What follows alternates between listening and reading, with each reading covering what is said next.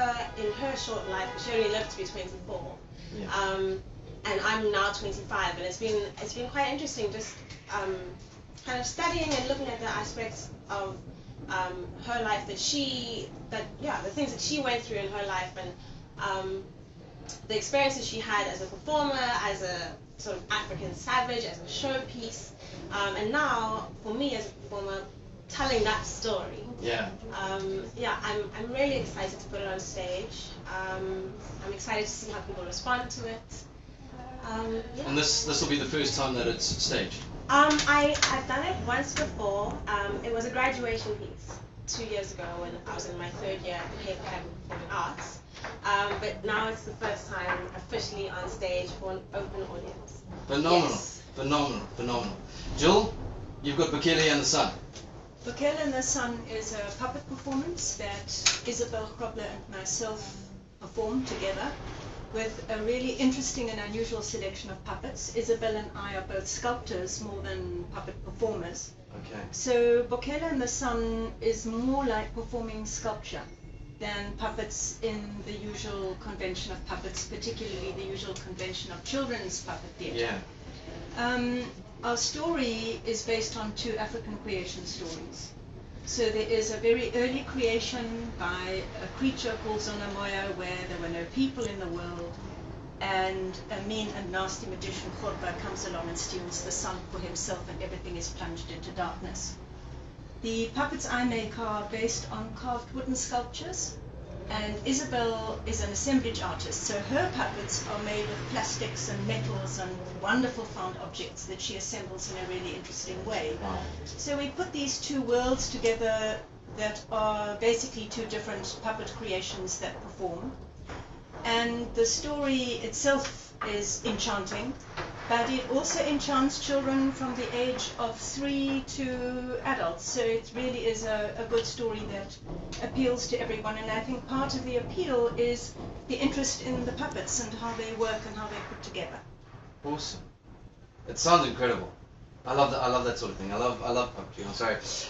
Sanyan, Yes. tell us about your piece. My piece is A Day Across. It's done in collaboration with the City Varsity acting students, third year students. There are about 18 to 20 of them, so it's quite a large scale piece. And the whole idea is to kind of celebrate or recognize that it's 100 years since World War I started. And it started in my hometown, actually. Which is? Sarajevo, in Bosnia, Yugoslavia. But anyway, so what we've done is we've kind of looked at how war has been depicted in different media throughout the time. So we've kind of sampled, remixed, collaged a piece of performance where we just like basically cutting and pasting from songs, from movies, from poetry, from political speeches. We're putting it all together on stage and performing it to try to kind of look at what does this World War I mean to the youth of today in South Africa, because it's basically about how they feel about it, how they understand it. So we have everything from, I don't know, the speeches of Nelson Mandela to Gangnam Style to scenes from Blackadder to Full Metal Jacket, all packed into like one 50-minute extravaganza, I guess. Lovely. Bulelani, Bloodstains.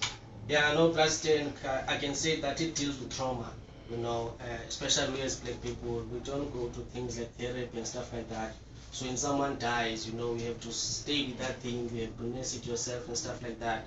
So that thing can kind of like develop some, some kind of premonitions in your life, things, you can start to see some things that are not usual. Yeah. So that's where we kind of like put together the story based on trauma. How do you behave when you see your mother dies or when you see your father dies? How does that thing impact on you? For sure. So we are together as ex-magnet student trainees, and we came together to form this company, and then this is our first show together, and it's on trip, so it's nice. Fantastic.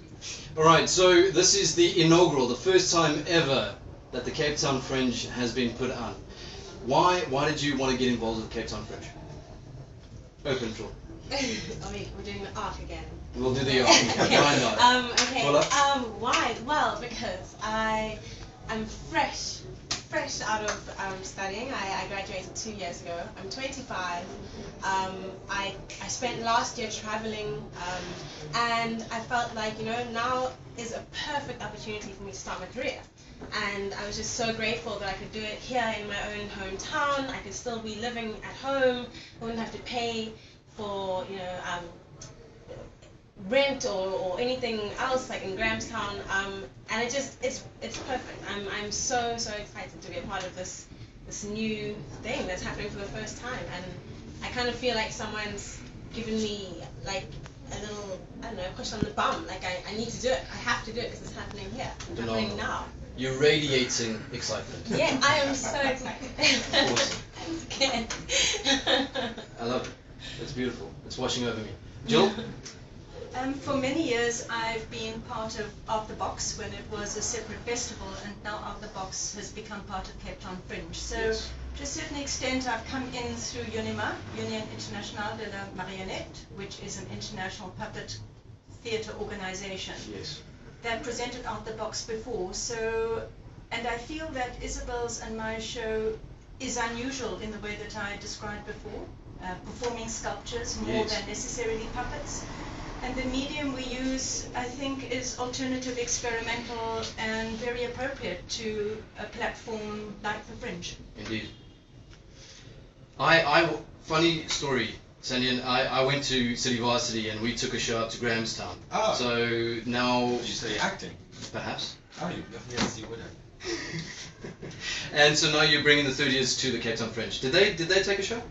We did. We had quite a big group of 20 students, and some of them went up with the show for part of the student festival. But when this festival came around, I was very excited because I suddenly realized, hey, we could put all 20 up there on stage at once, and it's still rare to quite see that many people on stage here. I mean, Bulbasit was the last production that had that, and I think everybody was so excited by how many people on stage telling a story.